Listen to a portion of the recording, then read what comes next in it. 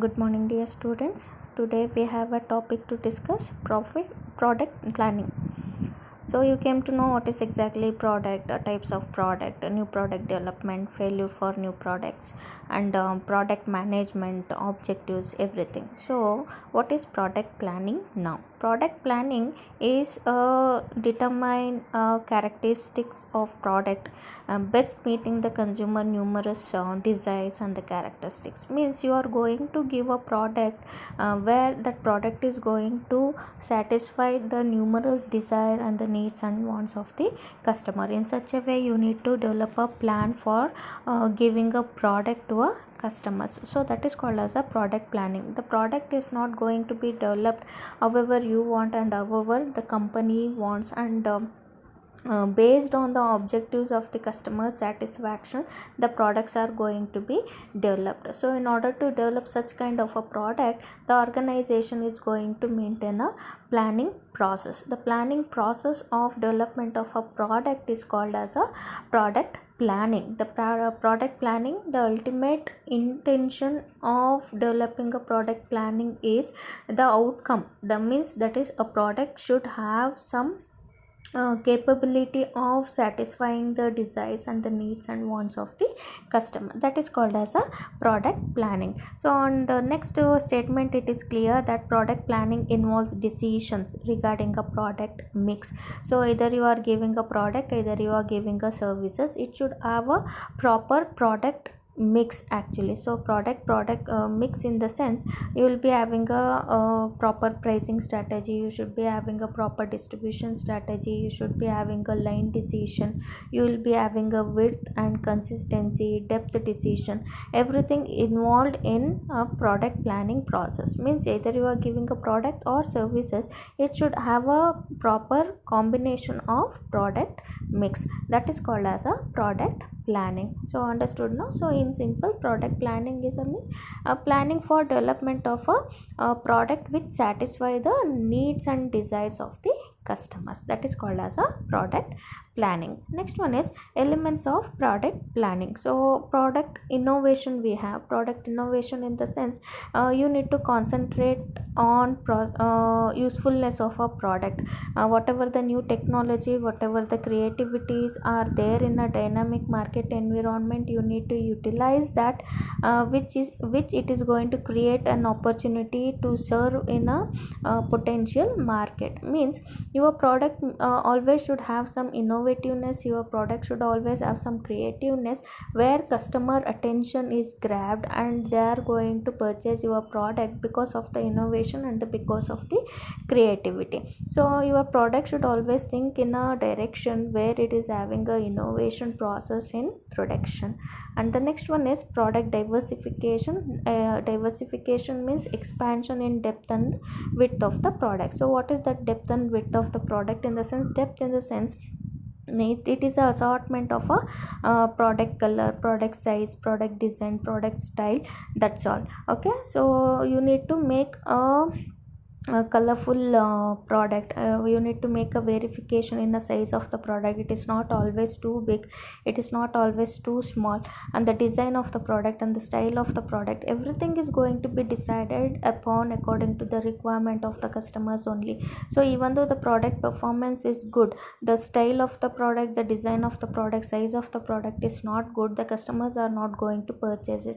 So you need to carefully look at the depth of a particular product, and the width of the product, it is going to refer to a number of product lines. Product line in the sense you are going to give only the skincare product, afterwards you will be coming for washing powders also.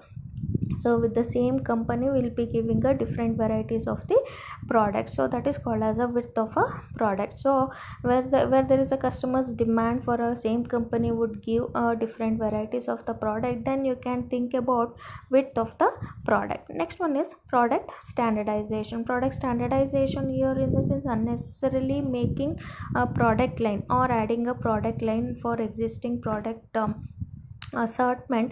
You need to check out where exactly you will be generating a large profit, where exactly you can generate huge customer satisfaction. For only those product line you need to concentrate more. Where it is unnecessarily giving a burden, giving a risk to the manufacturer, you need to avoid such kind of a product line in a product assortment. And a product elimination in the sense where it is not really generating a profit, and where it is posing a risk to the manufacturer, you need to eliminate those product from your product line, so that you can concentrate more on where the profit is generating more. Okay, so next one is product customization. It is one and the same, product elimination and product customization, in the sense here the marketer is going to look for where the goods and services are providing more profit. For only such kind of a product, they'll be concentrating on mass production of goods and services, and they'll not be concentrating more on unnecessary products where it is not generating much profit, and involving more risk in developing of such kind of a product. Okay, so these are some of the elements of the product planning. And the next is objectives of product planning. So what exactly and why exactly you need to do the product planning? First one is to meet the customer needs. Of course, I told in first point of elements of product planning, that is innovation. If you are not having a innovative idea, and you are not having a creativity in your product, they'll not be purchasing your product. So you always need to give something new to the customer, where it is fulfilling a customer needs and wants. And next objective is a strength and weakness. The spotlight firms a strength and weakness. So if you are not capable of satisfying customer needs and wants, that shows your weakness. And when you are happy with satisfying with the customer needs and wants, that shows your strength actually. So when you are having a product planning, so when you are having objectives of developing a product line, it is a mirror of your organization. It is shows your strength and weakness of your own organization. And the next one is forfeit better resource utilization. So it is going to ensure that proper utilization of the available resources, giving a best quality, giving a best performance of the product to the customers, and making customer delight, and those customers may become a loyal customers to your organization. And the next one is guarantee firm survival. So if you are having a product planning process perfectly, it is going to ensure the firm survival for a long term in a market environment. So adaptation of innovation, adaptation of creativity, doing research and development activity, ensure that customers are happy, and we are having a strength of facing a competitors in a market environment. And the last one is increase firm's sale. So when you are having a capabilities of satisfying the needs and wants of the customer, adaptation of innovation and the creativity, definitely your products are satisfying the customers needs and the wants, the sales volumes are going to be increased. In return, the profitability will be more. That makes firms making of a mass production, the sale is going to be increased. Though that is what the objectives of product planning is talking here. Increase firm sale.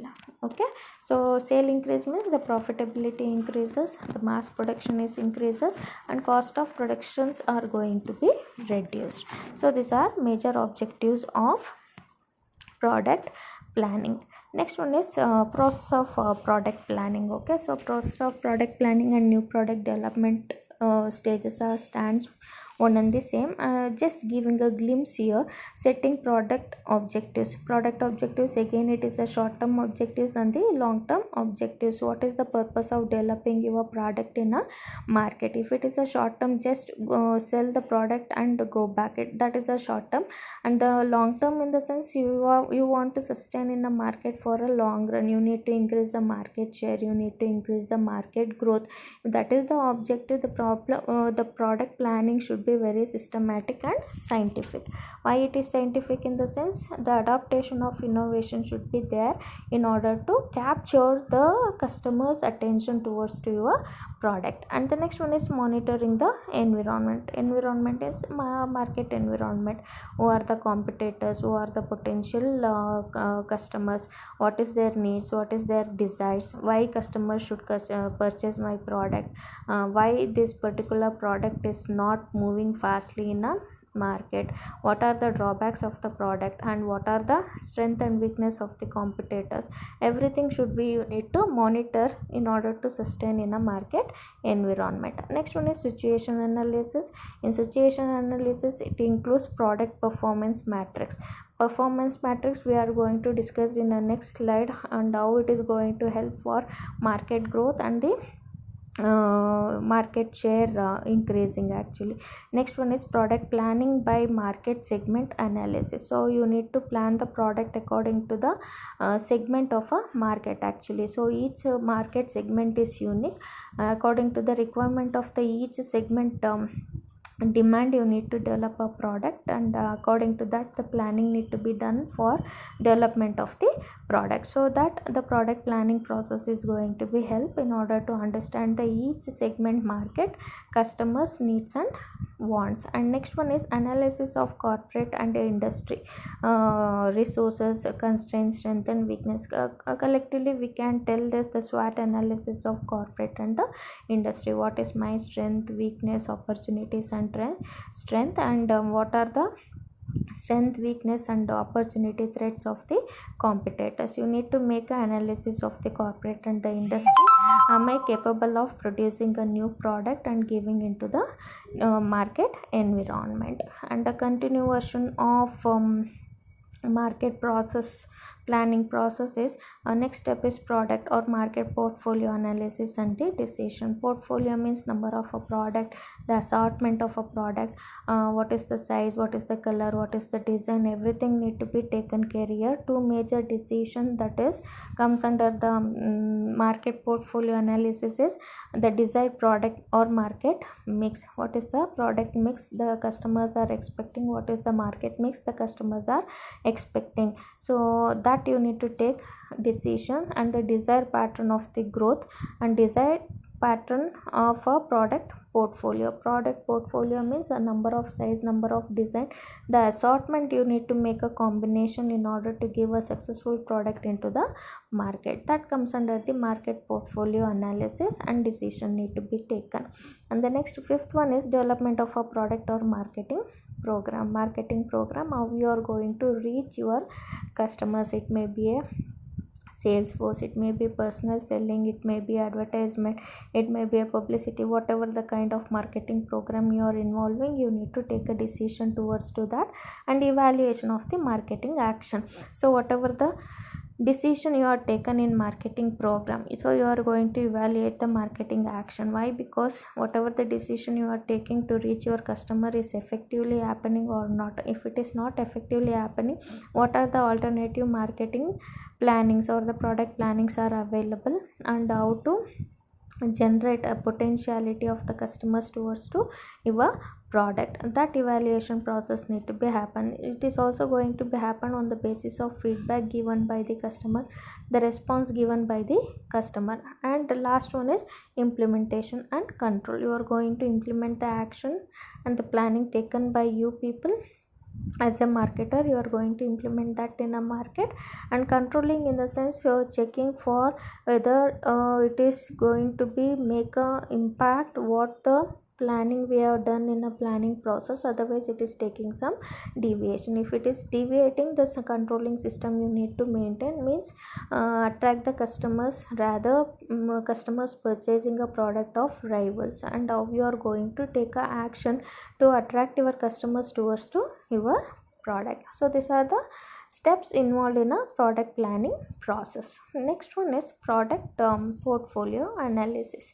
So what is product analysis? Product analysis, PA stand for product analysis. Okay, product analysis is a technique used to analyze organization in relation to their environment, how it is going to face the challenges, face the risk, in terms of their market environment. Okay, that is called as a product analysis. How my product is performing in a actual marketing environment. Analysis process is called as a product analysis. So what is portfolio? As I told you, it is a collection, it is a set, it is a assortment, it is a range, it is a group of a product offered by a company, offered by a organization. That is called as a product portfolio. And usually this product analysis is usually applied to firm with a multiple SBU, that is strategic business units. Actually SBU stands for strategic business units, where they are having more than one product, more than one services, more customer category, more customer market divisions. For them the product portfolio analysis is going to be applicable. SBU means strategic business units. That means strategic business units means where more product, more services, more customer category, more market divisions are there. For that particular company, product portfolio analysis is going to be helpful in order to take some decision towards to portfolio, either it is a collection, assortment, range, or the group. And the next concept is analysis. Portfolio analysis continues here. It is going to help the manager to taking decision regarding which strategic business units to allocate more or less resources to give a strategic point in time. So that is what it is going to helpful. The product portfolio analysis helps the marketers or the managers which strategic business units are to take a decision in order to allocate less or more resources towards the given strategic planning points. So for that this product portfolio analysis is going to be helpful. And next is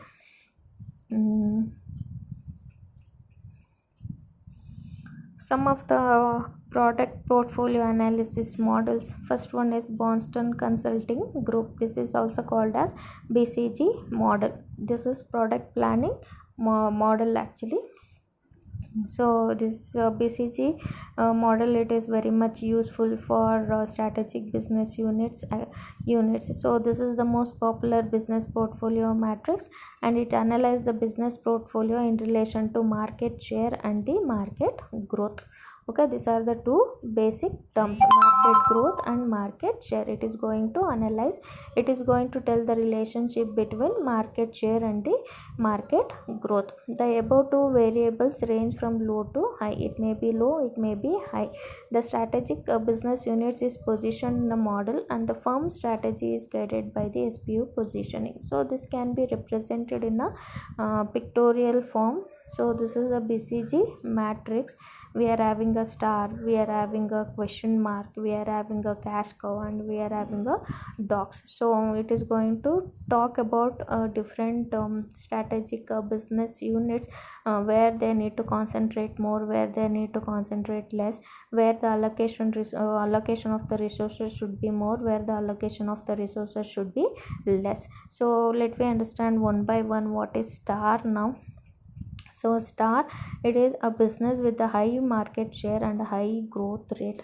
These are the products in a company where representing high market share and the high market growth. So those kind of a product we are going to call as a stars, and it is going to generate a huge sum of money, means more profitable to the company, and it requires huge sum of money to cope up with the growth in the sense why it is growing more, in the sense it is going to satisfy the potential needs and wants of the customers, and in order to fulfill the needs and wants of the customers, the innovation and the creativity should be added for a production of the product. So it is having a high market share and the high market growth, and it is generating a huge profit, and it is going to require a huge money in order to cope with the growth. It is a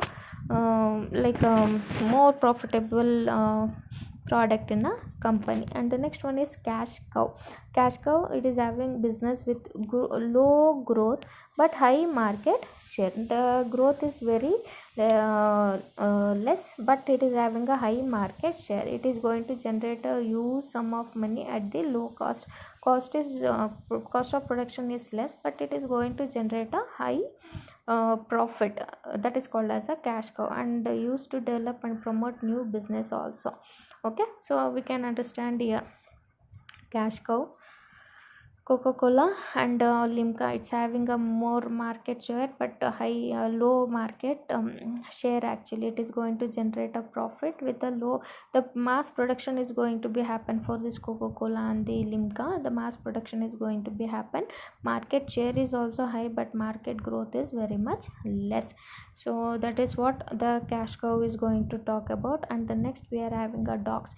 Dogs have a low market share in an aged industries, so it are like a troublesome. Actually, the strategy is normally to sell them off. So you can see in this here the diet coke, the diet cake, you leave this minute made. Actually, the diet coke is, we are all manufactured, that is a aged product in a company industry history. So they are there just to sell off whatever. We are not going to concentrate much on that. Whatever we are having a stock, we are trying to clear the stocks. That is called as a dogs. We will not be having a market rate and growth, and will not be having a high market share also. That is called as a dog. And the next one is question mark. So question mark, it is also kind of something called problem child. It is also called as a problem child. They need to be grown actually. So we'll not be knowing either it is going to be give a more profit, more market growth, or more market share. So it is going to generate a low cash, need a lot to tap a high growth rate, and they can grow into a stars. We are having a chance of growing into the stars where it is going to generate a more profit, more sales, and more promising product in a market. So the question mark products may converted into stars also. And too much commitment to question mark can leads to liquidity problem also. So concentrating on question mark sometimes leads for reminder always, and select only few products, and they may convert it into stars also. Concentrating on this, we cannot concentrate on liquidating of the dog.